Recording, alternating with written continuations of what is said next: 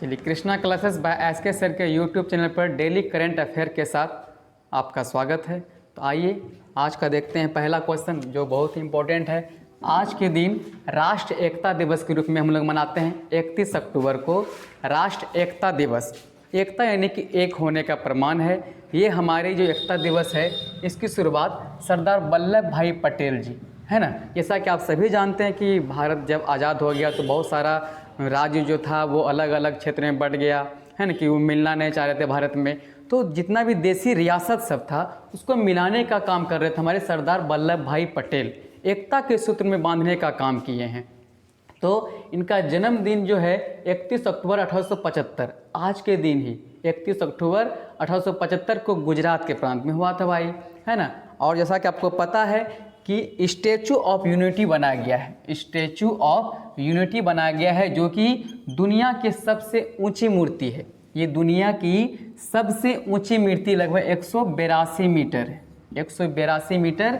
ये आपका 31 अक्टूबर 2018 को, है ना, प्रधानमंत्री मोदी जी के द्वारा इसका उद्घाटन हुआ था, है ना।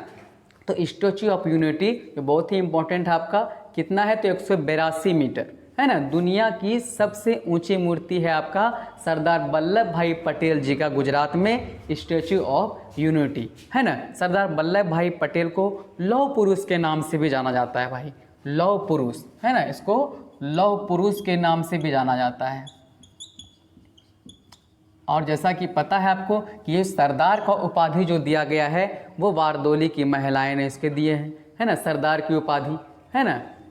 तो बहुत ही आपका इम्पोर्टेंट था। इसी के जन्मदिन के अवसर पर हम लोग राष्ट्र एकता दिवस मनाया जा रहा है ना, जो आज मनाया जा रहा है।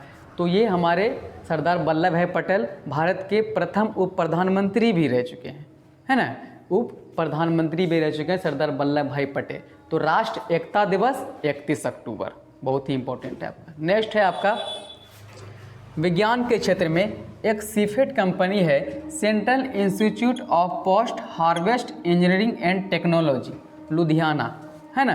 तो ये कंपनी है सीफेट विज्ञान के क्षेत्र में। इन्होंने क्या किया भाई, पराली जो पुआल होता है खेतों में जो बच जाता है पुआल, है ना, जैसे धान कटाई के बाद जो भी पुआल बच जाता है जिसको पराली बोलते हैं, तो इसका क्या होता था, लोग खेतों में जला देते थे। जलाने के बाद क्या होता था, जो भी ऊर्जा शक्ति होता था खेत का वो कम हो जाता था।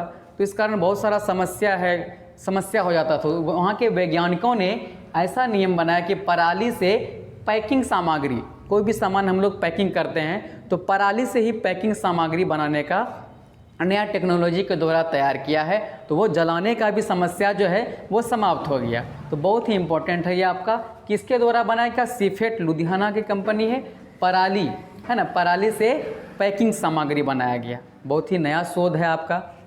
नेक्स्ट क्वेश्चन आपका बिहार से है। बिहार में प्लग एंड प्ले शेड योजना, उद्योग विभाग बिहार सरकार के द्वारा प्लग एंड प्ले शेड योजना चालू किया गया है, जिसमें कि लेदर एंड टेक्सटाइल सेक्टर को बढ़ावा दिया जाएगा। यानी कि उद्योग को बढ़ावा देने के लिए विभिन्न जगहों पर एक शेड, एक आश्रय बनाया जाएगा जहां कि रोज उद्यमी लोग अपना पूंजी निवेश करेंगे और वहां पे रोजगार करेंगे।